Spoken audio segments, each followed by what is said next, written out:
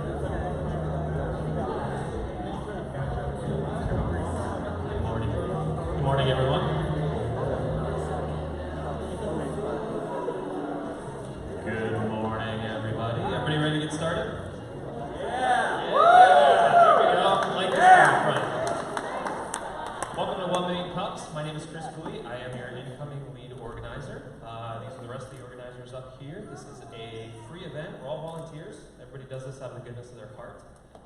We appreciate you coming out to support the community.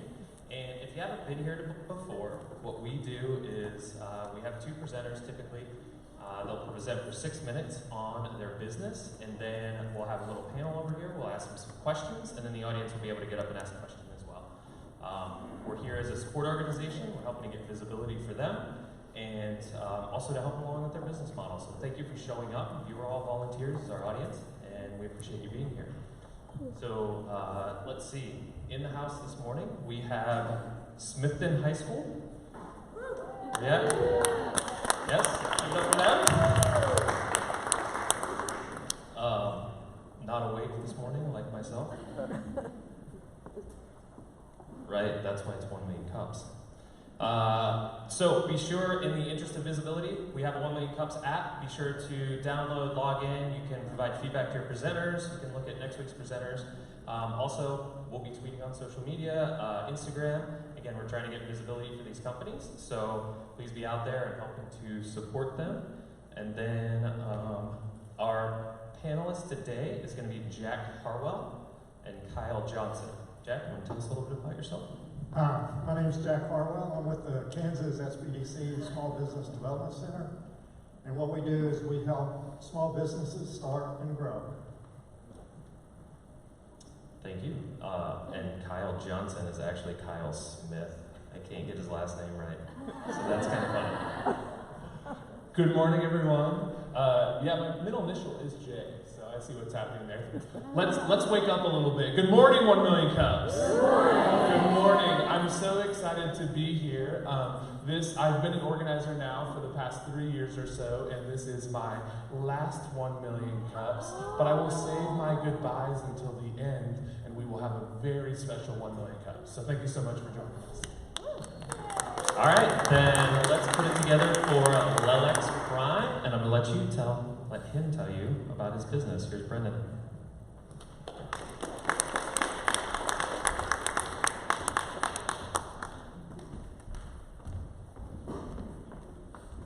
Kyle, I feel honored wherever you went. Hopefully I don't screw up your last time.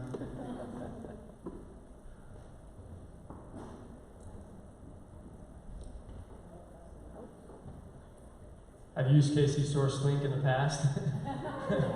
Shameless plug for them. When I was first starting out as an entrepreneur, I was actually a college basketball coach, and I left being a college basketball coach. By the way, don't start my timer yet. This is not part of the 6 minutes.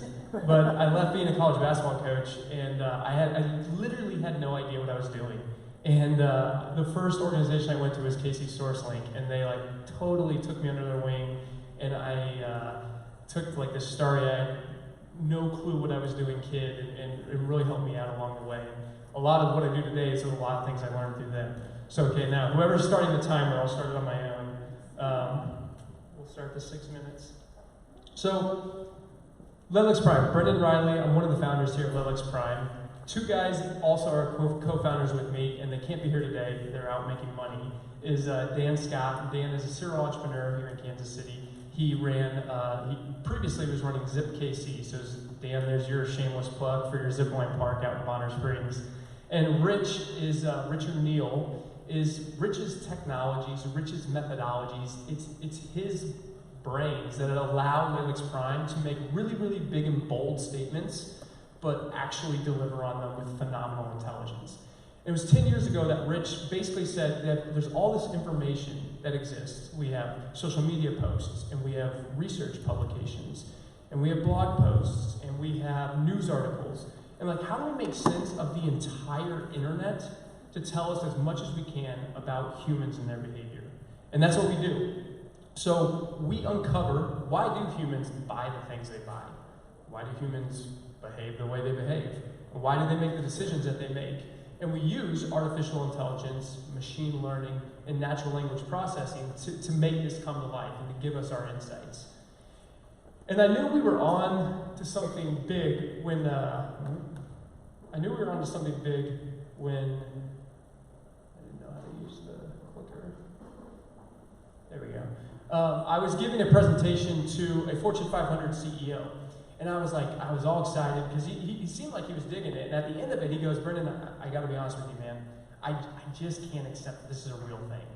And he was a software company, but he goes, you're telling me that you can predictively let me know that there are more people in America that would prefer honey barbecue sauce over spicy barbecue sauce. And I'm like, yeah, that's it. That's exactly what we do. That's one of the insights we would be able to perform for you, predicting that insights about the American population. And he goes, sorry, man, it's too early. I can't accept that there's a technology in the world that can do that. And I remember being so pissed and being like, come on, man, like that's literally what we do. And I called up Dan and Rich, and they were like, Brendan, don't worry about it. That guy just gave you the answer to the test. That obstacle he just put out in front of you, if you've ever read the book Obstacle is the Way, that's the answer to win him over as a partner.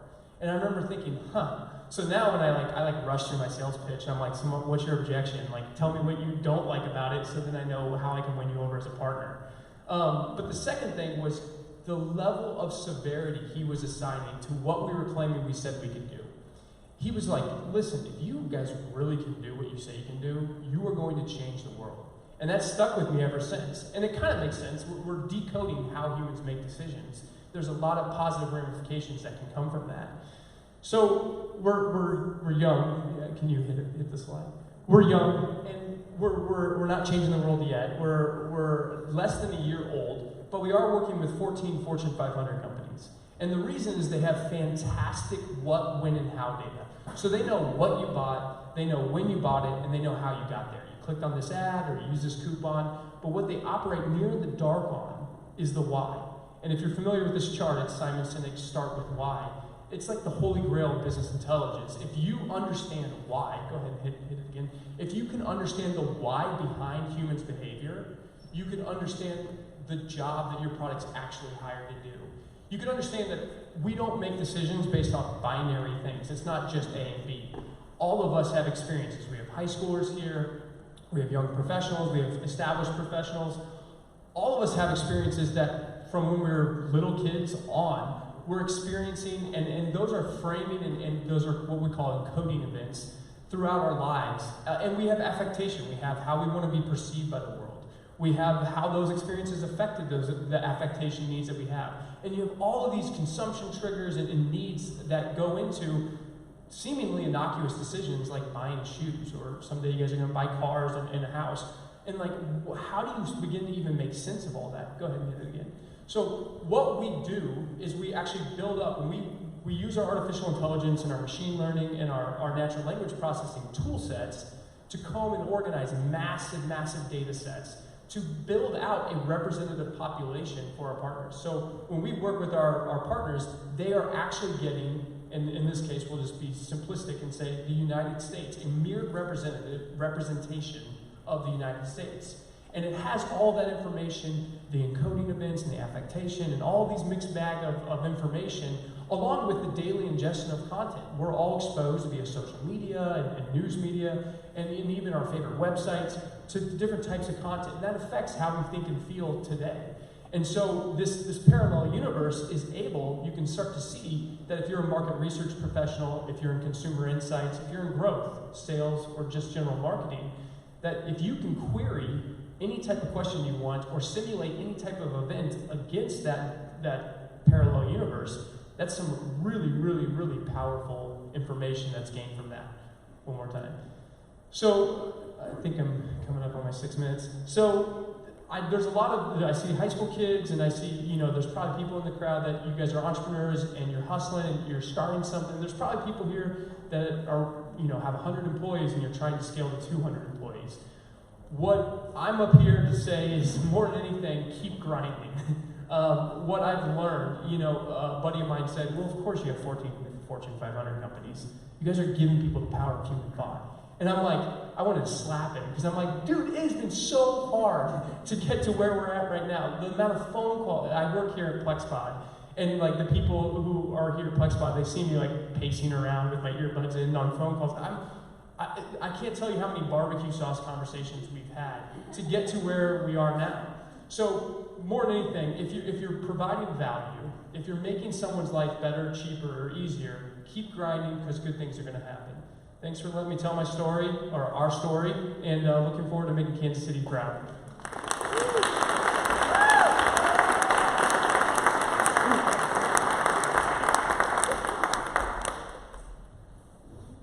All right, the man, the myth, and the legend.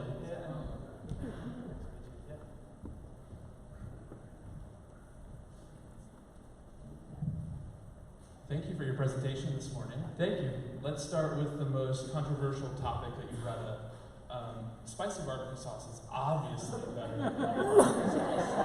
I was going to put, the weirdest thing about that is the guy was a tax software CEO, and he really threw a curveball with the barbecue sauce analogy, but I agree with you. I don't know if you said honey or I'm a spicy all day. Joe's or Kate's? I'll do whatever you bring Okay. to me. Absolutely. So this all sounded great. Can you make it really practical and really simple for us? Where's your company at right now? How many folks are you working with? What does that process look like? So we started off as 3 guys, and we've now grown. By the end of this month, we'll be at 10. I call it the oh crap period of a business. You see this mountain peak, and you're like, oh my God, if we could just make these sales out, it's gonna be awesome. And then you make the sales, and you're like, oh crap, we gotta deliver on this stuff. So we're trying to automate a lot of our processes. We're really, the parallel universe is kind of like a simplistic overview of what's going on, but there's hundreds of artificial intelligence modules that exist individually that we're hiring developers to automate as fast as we can. Brandon, fascinating subject. I'm curious, it seems like the focus is on marketing, serving other companies' marketing departments, but do you see other applications of this in strategic decisions that companies make? Yeah, absolutely. It always starts with marketing. That seems to be the low-hanging fruit of where we can add value immediately, and the people that are going, ooh, this could be really helpful for what we do. But it always gets funneled up to the strategy group and the people who are actually, we'll call them, you have your offensive lineman and your quarterback, but it gets funneled up to the head coach eventually once they see ooh, this could help us in a lot of different ways. Because it's all about exposing, really, at the end of the day, if you're a lawyer, if you're a car salesman, or if you're you're selling food, you're trying to provide value to human beings. And if you can understand them in an intimate way and understand how to provide more value, that will help you. Your business is going to benefit from that. Jack and I will ask a few more questions, and if you have a question, please make your way to the audience microphone, and we will turn it over to you shortly. Obviously, you guys are using a cutting-edge technology to help marketing professionals, and you're working with a lot of early adopters right now who are jumping on this new wave. What do those customers look like, and what do you think the timeline is to get more people using your sort of service? So the first question is, what do our current customers look like? They're all Fortune 500. Well, not all. There's some that aren't in the Fortune 500, but they're big companies. They have robust consumer insight teams and robust market research teams that are searching for these answers, because we've entered this bizarre period that if you look at how many Fortune 500 companies have come, that I read a stat, it's 50 years ago, only 12% of the Fortune 500 that was there 50 years ago is there today. Like, that's pretty amazing. And so if you're in a big company, you've got to be thinking about how you can, generate revenue and make your stock price and all that stuff today. But you better be thinking about the next 2, 3, 10 years, because we've entered the Uberification of the world, where we're now more connected than ever. We can deal with data sets that we've never been able to. I asked Rich the other day, I said, would we be able to do this? Would we be able to run our company 3 years ago? And Rich was like, no, it wasn't possible. So we've entered this bizarre time where the big boys are big today, but they're not guaranteed to be big much longer. And so we're starting to see both the top-down and the startups and the small businesses that can benefit from stuff like this to be on the same playing field as the big boys. So I'm curious, how do you engage, once you've won the contract, how does your company engage? Is it all like interfaced, integrated with their systems, or is it, how does that work? So the first thing that organizations have a really, really hard time to wrap their mind around is that we don't take any data from them. Like, we're really aggregating, we're not doing research. We've just figured out a novel way to ingest all the people, think of it as like crowdsourcing PhD research of people much smarter than we are. So we're aggregating all that information, and then think of it like this. If you could read every bit of social science research ever published, and then you could read every bit of social science research associated with sociology and psychology and anthropology, you'd be a lot smarter about humans. Like, that's what our system does. And so it's not a one-size-fits-all, which is a gift and a curse. It's customized, but it's also report-driven is how we deliver our intelligence. And it's done, and basically we meet with them 2-3 times a month to deliver our results and to show them what we're able to uncover. Let's turn it over to our first question from the community. Great presentation, and you may have just answered my question. There's a lot of data out there, weather events, NCAA championships, news events. How do you choose your data sets? So that is a fantastic question. That is one of the AI modules. That's what it specializes in. I won't go into all the gory details, but it's basically, how do you make sense of, she just hit on it, how do you make sense of the NCAA, let's say KU losing in the NCAA tournament, and that effect on Subway sandwich sales in Kansas City? Like, what correlation is that? And how's the weather affect that? And all of this information. So we have 435 million sources of data that we draw from. And then based off what basically we're looking at and trying to uncover about, there's a fit and rigor protocol that acts as a filter that sends the data through based off whatever we're trying to learn. Sometimes it's, hey, how do I sell more shoes? Sometimes it's less direct, it's more ambiguous, like, how do I have a better loyalty program?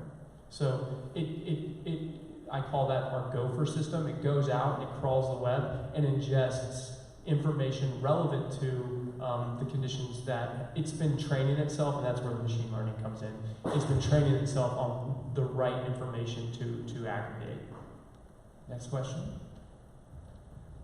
Hey Brendan, you've sort of made a career of demystifying kind of tech that's maybe 5 or 10 years away. Can you talk a little bit about kind of your experience and how that applies to this venture? Yeah, you saw me when I was, I ran a company before this, and it was a virtual reality, augmented reality company. And Ilya, I've known him for a while. And I think the biggest thing is that from day one, I realized I was the dumbest guy in the room, like by spade. So it was like, it had to go from Rich to Dan, and then Dan would like try to explain it in like Brendan-friendly terms. And then I knew that if I could understand it and I could communicate it to people, then I was like, okay, we have a shot. So it took us a year to get to that point. But really, I think I'm a geek. I come from the world of sports, but I'm a geek, and that's kind of like, that's driven a lot of like my passion. And the tool sets, whether it's virtual reality, augmented reality, artificial intelligence, artificial neural nets, we use those. Those are like really sexy, exciting things, but they're really just tool sets. And when you understand to demystify it, as Ellie said, like they help you get from A to B quicker and at a more intricate findings along the way. But I think the toughest thing and the biggest lessons learned was laymanizing what the output is and making sense of all of it. Building on that question, we have a lot of young people in the room today. What advice would you give to a young person who is interested in getting into tech? Ooh. If you're interested in getting into tech, so I think I would actually flip that on its head. And I would say, use tech to enable what you love. And like, I love the idea of solving problems. I love the idea of the truth and a lot of what we're selling in against and what we're kind of up against is a lot of incumbents that have built their entire multi-billion-dollar businesses off surveys and polling and focus groups. And what we have the potential to is provide better insights that are more accurate and true.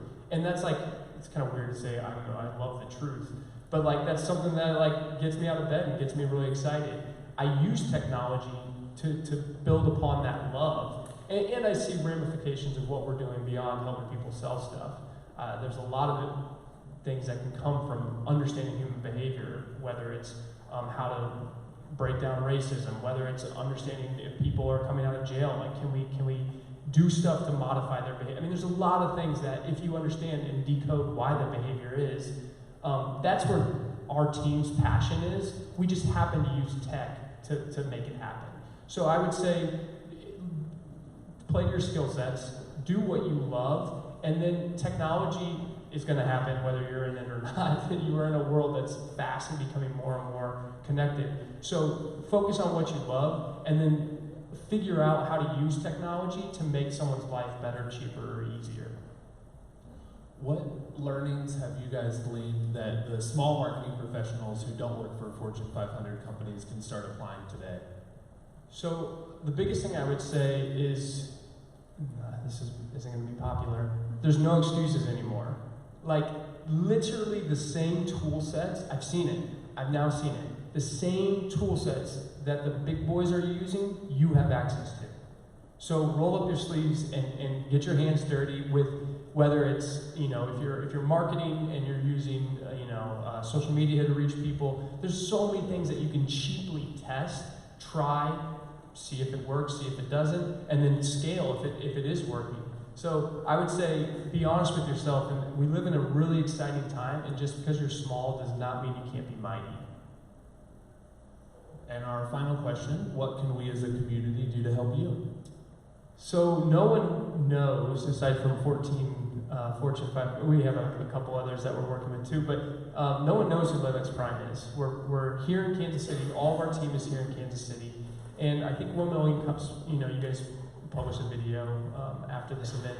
We love, if you found this interesting, if it's something that you think is exciting information, we'd love to have you share it on LinkedIn and say that you heard the most amazing guys speak. No, I'm kidding, say that. But you say, hey, we're proud of Kansas City. This is happening here, and proud to be supporting the tech community here in Kansas City. So post that on LinkedIn and tag us, that'd be great. Brandon, thank you so much. Yeah.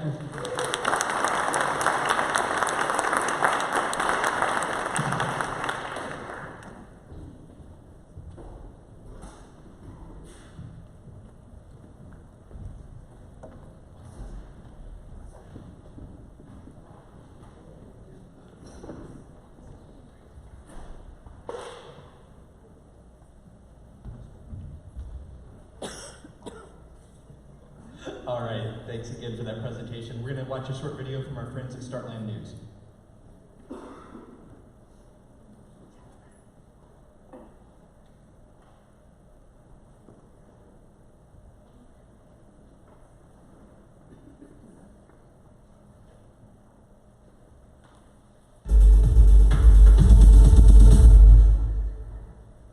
Thank you for joining us for another SLN recap sponsored by Enterprise Bank and Trust.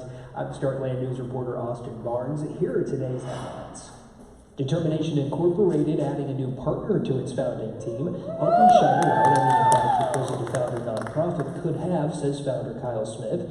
Determination Incorporated naming Johnny Waller Jr. a partner last week. The duo's first task, gearing up for the inaugural Rise Up, Get Started grants competition for the formerly incarcerated on May 30th. Launch KC continuing to evolve the grant competition, announcing its latest industry-specific partner, Black & Beach. The Overland Park engineering firm will head Ignite X, a clean tech accelerator fueled by Launch KC. Applications are open now. Find out how you can apply by visiting startlandnews.com. Born out of burnout, a nurse's experiences in healthcare is helping her modernize it with Modern Health, a high-tech, high-touch platform that gives you more information about your healthcare plan. Modern Health software solution works alongside your health plans and programs to combine technology with personalized nurse-led healthcare management to lower costs and make it easier for people to meet their health goals. This week's headlines brought to you by Enterprise Bank and Trust. For more, you can log on to startlandnews.com. All right, thank you to Startland News. We're going to have Ilya come up and talk about the blockchain event coming up here. Or not. Yeah, no, for sure. Thanks for taking my one buzzword. That's pretty much my speech. No, can you guys raise your hand if you've heard of blockchain? Okay, so not everybody. How many of you have heard of Cerner? C2FO? Know about the healthcare industry? Supply chain logistics? So we're putting on a conference next Wednesday in this room that's going to take this magic pixie dust term, blockchain, and actually have it discussed in most of the verticals that are important to our region. We have exciting panels about energy, about supply chain logistics, and a number of other topics that if you've always been wondering, how is this going to affect us, we're going to have kind of industry professionals that represent a good chunk of our region's GDP talking about what this looks like and maybe in some cases why it might not work and what their concerns are. And so just as kind of a thought, blockchain represents kind of a shift in technology similar to the internet and has a lot of potential impacts in these industries, but many people can't really kind of demystify even on a very high level what that means. And so we're going to spend a day with a pretty interesting group talking about it. And we would love to have the Million Cups community, and all of you in the room, join us if you're available. There's still some student tickets available as well. Come up to me, I'll stay around and be happy to kind of chat with folks and get you signed up. The website is blockchainkc.org. Check it out, would love a share, and would love to see some of you there next Wednesday. Same time, same room, it's actually really convenient logistically. So thanks for your time, appreciate you giving me a couple minutes. All right, thank you. So now we're going to see a video from the KC Co-working Alliance. Working alone sucks, but you don't have to. If you're an entrepreneur or startup looking for community, an independent worker looking to network and grow your business, or maybe your corporate remote team is looking to be more productive, co-working is for you. Find more. Find your place. Kansas City Co-working Alliance. Learn more at kccoworking.com. All right, let's go ahead and have Terry Turner come up and from the KC Co-working Alliance and speak to us a little bit more.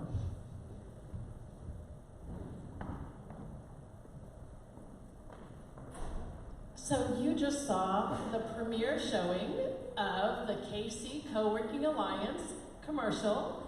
It was produced in partnership with the Alliance and Spectrum Reach. It begins showing on all your streaming devices today, and it will show for a year. So I'm excited. This is the appropriate place to show the premiere. So I'm Terry S. Turner. I'm president of the Kansas City Co-working Alliance. I'm also managing partner for Encore 45. Encore 45 is the managing and marketing firm for all of the iWorks co-working facilities. I want to tell you a little bit about co-working and why we find this partnership with Spectrum Reach so important and why we wanted to premiere it here. First of all, we have 17 facilities in Kansas City and it's growing every day. We just added a new member space last week. Co-working is a place where you can find more, you can find your place, so that you don't have to say working alone sucks, right? And all of our co-working facilities offer anything from mailboxes to shared desks to private desks to events to conference rooms to education. You can find what you're looking for, and you can find a community within a co-working space. I invite you to check it out. All of our spaces are listed at the co-working, on the co-working website, kccoworking.com. And I also invite you to, once you see this on your streaming devices, tell other people about it. It's a chance to let people get out of their homes, out of the kitchen, stop doing laundry in the middle of a project, stop taking care of the dog, get out of the coffee shops, and go join a community. As part of our work with Spectrum Reach has agreed to do several free education workshops. The first one is going to be from 3:30 to 4:30 at Bridge Space on April 25th. You can sign up for that either at bridgespace.com, or you can go to the KCSourcelink calendar. So thank you very much. I hope you all find more and you find your place with co-working. Thank you, Terry. So we have some of our friends from KCSourcelink in the house, so they're going to come up and we're going to have a discussion for our second presenter about We Create KC.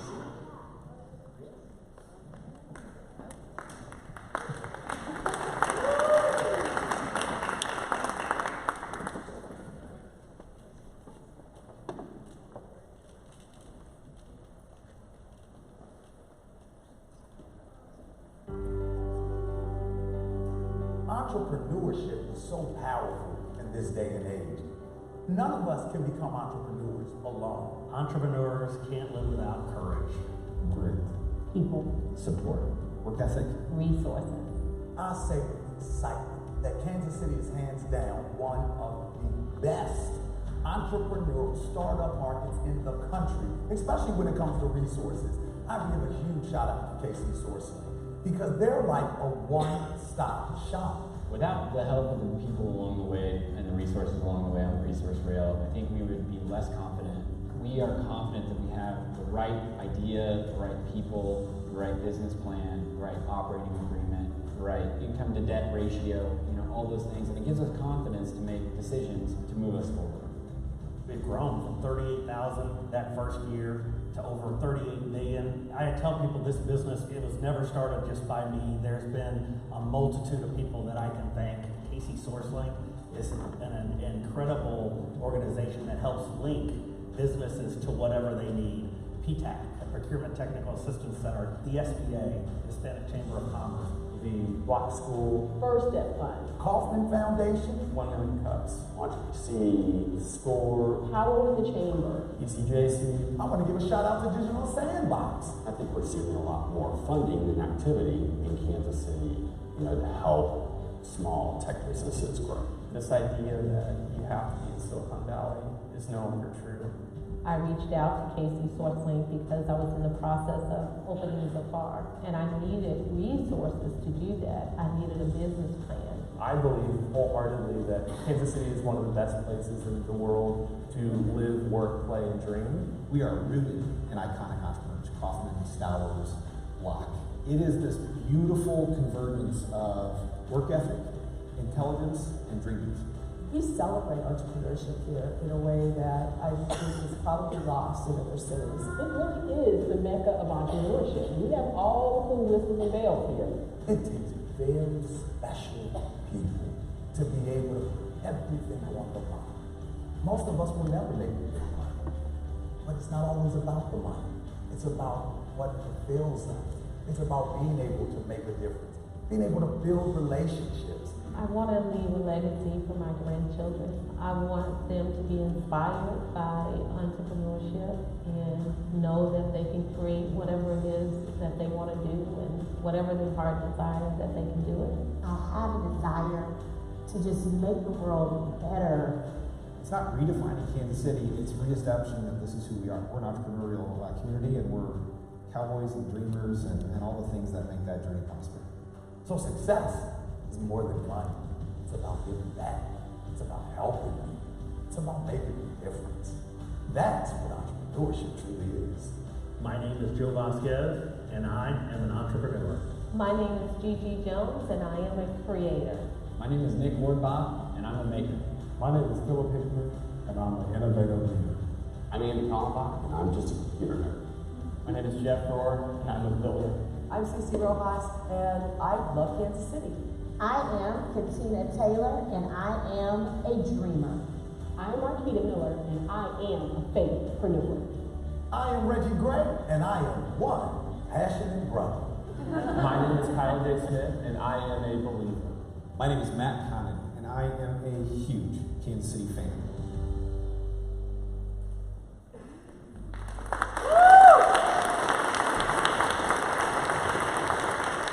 Thank you, and I am Shantae Keller, the network navigator for KCSourcelink. And our clicker is broken, so if I look like I'm doing a dance, I am. At the beginning of the video, Reggie Gray stated that none of us can become an entrepreneur alone. And I feel like that really resonates with me and many entrepreneurs. It's already a risky and hard venture, so we believe that that journey doesn't have to be lonely, and it shouldn't be frustrating to find the resources you need.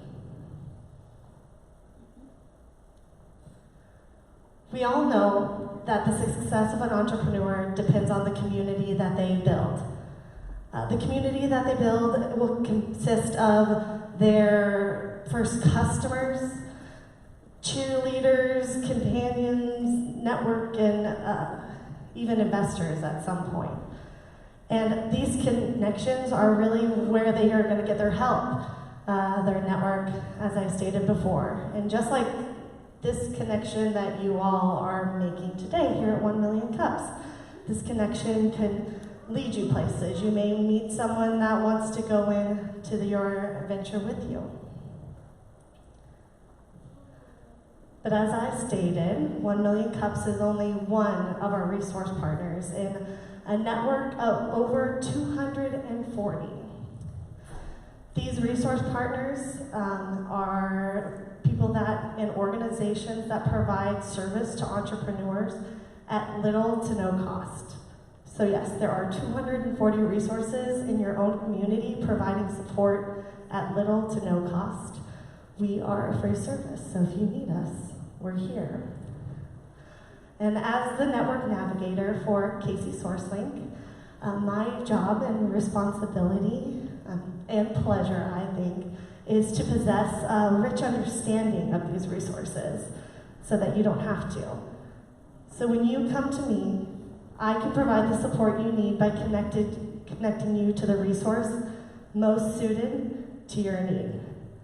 Oftentimes, I'll even draft it up and put it in a personalized action plan and email it to you so that you have the phone number and contact information of the person you need to talk to. It's a tangible connection. So today, I'd like to just take this opportunity to connect you to what's happening in KC entrepreneurship.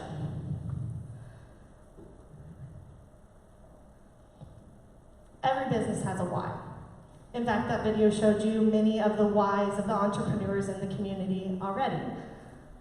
KCSourcelink's why is entrepreneurs and what they can do for the community. Because what they do is astounding. They create businesses that provide pride to the people that reside in residences and communities all around Kansas City. They innovate and create, solving problems and creating new paths to prosperity that may not have existed before. And they also provide social change and encourage hope in areas of Kansas City that may not have otherwise had hope. So entrepreneurs are really what make Kansas City. And if you'd like to know a statistic about that, entrepreneurs in Kansas City, KC Startups to be specific, that's companies that have 20 employees or less, created almost 60% of the net new jobs in Kansas City. So if my pie chart's correct, that's over half of the community, or half of the net new jobs were created by entrepreneurs. So, entrepreneurs create Kansas City.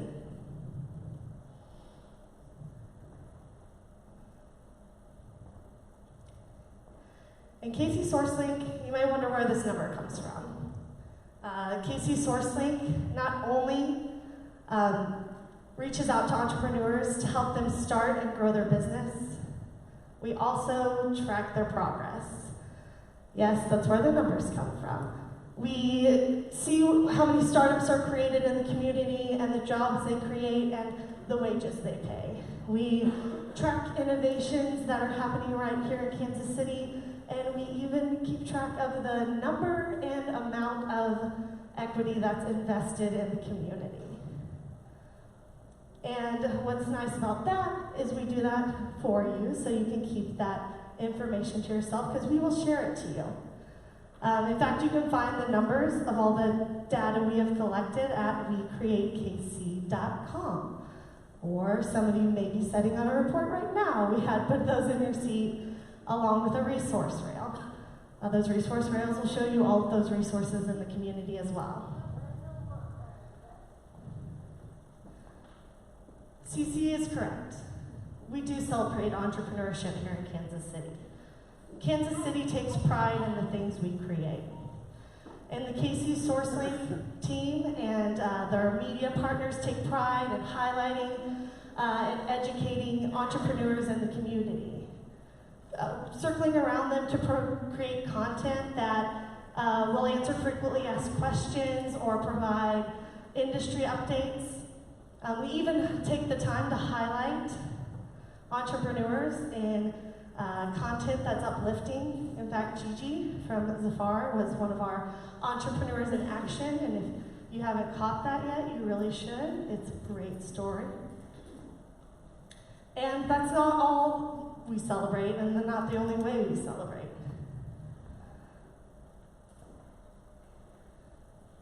GEW, many of you may know as Global Entrepreneurship Kansas City, is one of the best ways and biggest ways that we celebrate entrepreneurship in the community. And yes, KCSourcelink facilitates this or hosts this event, but the Kansas City entrepreneurial community does all the work. They host the events, create the content, and we just make sure that they have a place to do it. And that happens in the third week of November. So go ahead and put that on your calendars. And then if you, in fact, last year, we hosted over 175 events with over a total attendance of 5,000 people. And that was actually hosted right here in PlexPod. So 175 events happened in this hallway, and some of them even in this room. So that's pretty cool. But GUW only happens once a year. So to fill that gap, KCSourcelink has created the most comprehensive business calendar in the community. Thank you, Terry, for mentioning it before me already. But we have over 100 events on that calendar a month. And those events consist of things like the Multicultural Business Coalition event last week, where they hosted a tour of resource providers and events that highlighted the importance of diverse perspectives in this ecosystem and how they can benefit and enrich our ecosystem. And I'm sorry you missed that one, because that was last week. But there are things coming up. Startup Weekend is happening. The Small Business Development Center, or Small Business Technology Development Center, hosts their Elevation Lab, new venture, coming up, I believe, in just a week or so. So you can check that out. And if you are just interested in meeting new people and having a cup of coffee, well, we have you covered as well. You can just go to kcsourcelink.com and check out the calendar and see what's going on. And as Katina said, I have a desire to make the world better. Well, I too have a desire to make the world better. And I think what better place to do it than right here in Kansas City, home. So KCSourcelink hopes to continue to support the community, and we hope to do it with you. So I'll leave this to you. How will you create?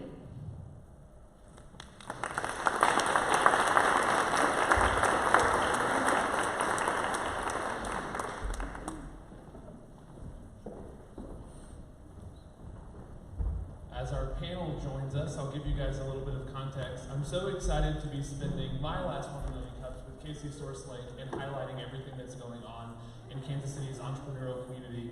Here at 1 Million Cups, we think of ourselves as being the front porch of Kansas City's entrepreneurial community. So you come here to meet like-minded individuals and also all of the resources in Kansas City that can help you start and grow a business. So to bring this report alive, I'm excited to be joined by Kate Hogle with KCSourcelink, who will introduce more in a little bit. But first, I want each of our entrepreneurs to say a little bit about themselves and their business.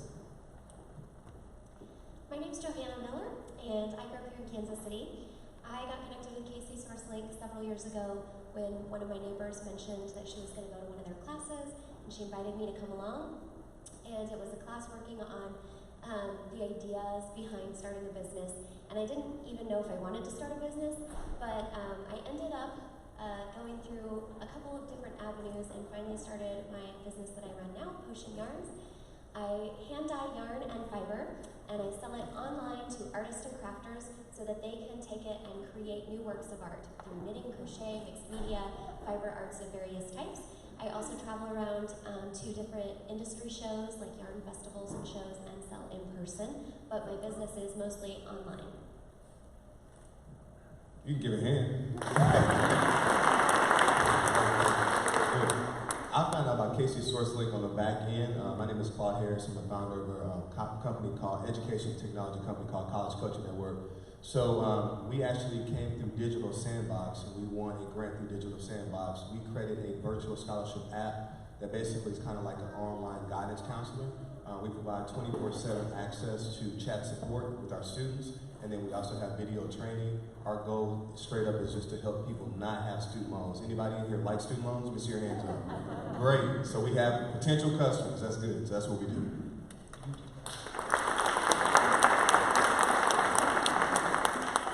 Johanna, can you tell us a little bit more about starting your business in Kansas City and what were some of the hurdles that you came up against and how did you navigate around them?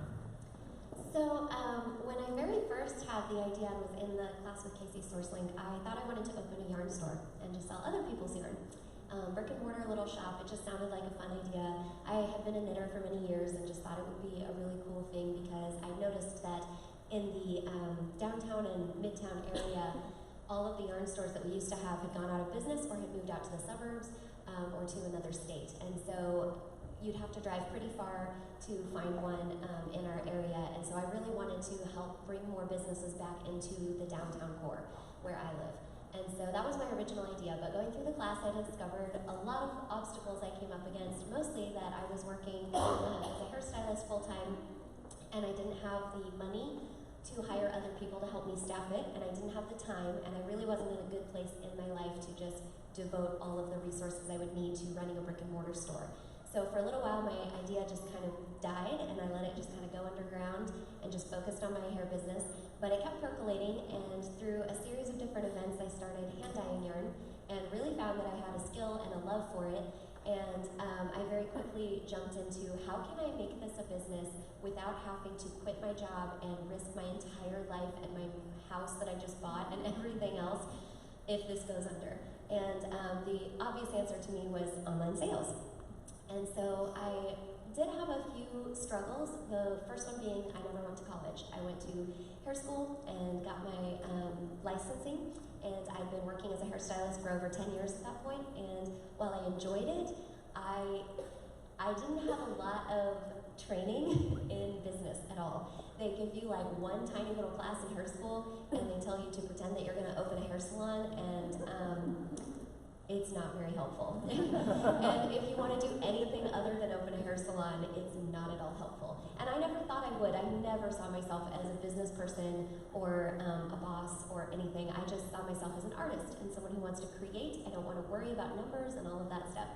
So that was definitely a challenge, and I was so grateful to find KCSourcelink because they were the first people that really inspired me to believe that I could do it, even if I didn't have a degree in business, even if I'd never gone to college, even if I didn't have any investment capital, and I was just pulling whatever I could save out of my paychecks to try and get this started.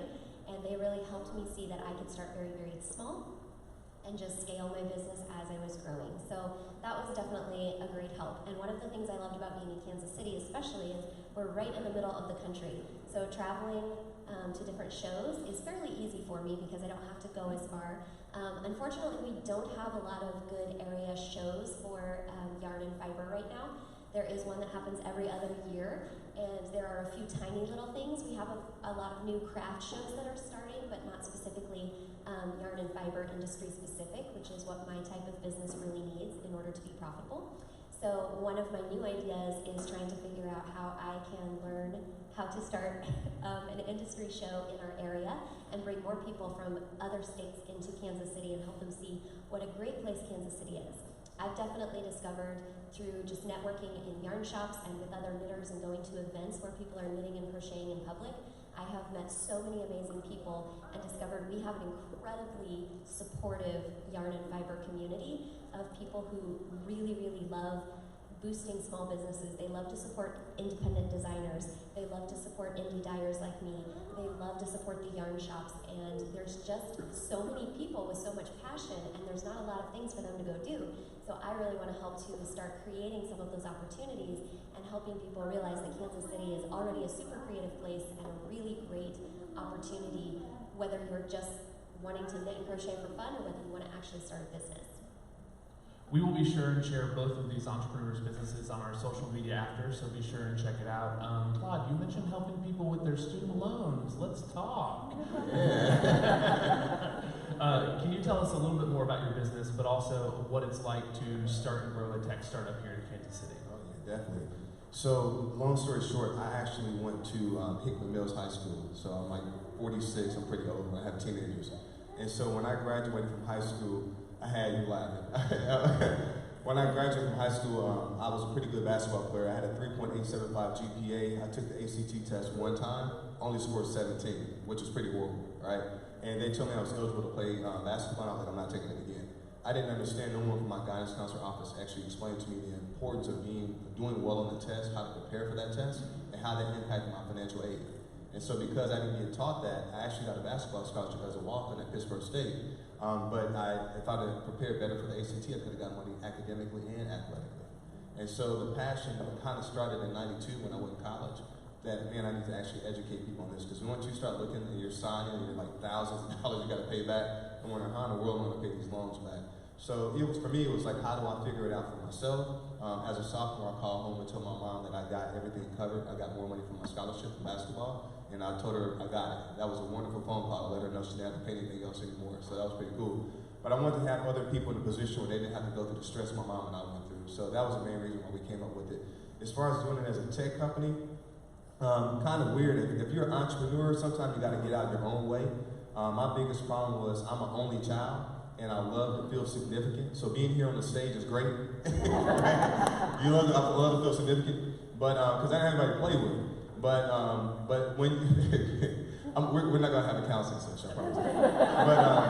But basically, you love to feel validated as a person. You love to do something, and then you get that immediate feedback from somebody that you actually created value in their life. And so I started out as a consultant, and then getting from a place where I'm coming home late, I'm not seeing my kids because I'm always out doing consulting work. I knew that I didn't want to be in that position where my kids would not see me because my dad wasn't there.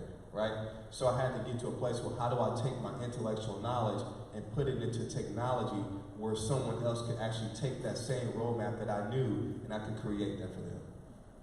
That's amazing. And Kate, my last question, we have the paper We Create KC reports out there. If you didn't get one, you can find one or go to WeCreateKC.com to download it. Kate, are there any other important data points in here that we should be keeping in mind about entrepreneurship here in Kansas City? Sure. I think there's a really strong message in the numbers about the importance of assistance, and you've heard that theme a lot today. Last year, Startline News did a study of the 48 companies that had raised the most venture capital in Kansas City, and we took a dive into those companies and discovered that half of them had actually gotten resources from our sort of early stage continuum of resources in the Kansas City area. And if you take it a step further and look at all the companies that have gotten funding, About 80% of them have tapped into one of those 240 resources that Shantae was talking about. So I think it's a really strong message there about there is help, and you should go get it because it's going to be a benefit to you. Excellent. Well, let's thank our panel and KCSourcelink for presenting today. I'll go ahead and wrap up. As I mentioned earlier, this is my final day at 1 Million Cups after a few years on the team. I will miss you guys very dearly, but don't worry, I'm sure I'll be back sooner rather than later. So I want to say a few thank yous first. Thank you to all of you for being such an important part of our community. Thank you to the volunteer community organizers who have come on team in the last few months in order to take this program into the future. Thank you to PlexPod for being such gracious hosts. And I'm going to wrap up, I'm going to turn around our final question and ask it to you. So our final question for all of our presenters here at 1 Million Cups is, what can we as a community do to help you? We want to hear those answers, connect with the organizers after, connect with KCSourcelink after, and learn what you need, the help and support that you need in order to succeed in your entrepreneurial endeavors. And then I'm going to add to that, what can you do to help the community? So that's how my story started here in Kansas City. I moved here from New York, heard entrepreneurship was cool. Someone said, go check out 1 Million Cups, you'll figure it out. Came to 1 Million Cups, started to figure it out, had the pleasure of working with KCSourcelink for a few years, spun off this summer and started a nonprofit called Determination Incorporated. Our goal is to create a pathway to opportunity for formerly incarcerated people through entrepreneurship. So what can the community do to help me? You can join us at our first celebration, our first public event on Thursday, May 30th. So we are hosting Kansas City's first entrepreneurship competition for formerly incarcerated people. And it's culminating in the Rise Up, Get Started celebration event on Thursday, May 30th. You'll see updates about that in the newsletter, or go to determinationincorporated.com to get your ticket now. So thank you so much for making my Wednesday morning so special. And thank you so much for making Kansas City such a special place to live, work, play, and dream. We'll see you next week.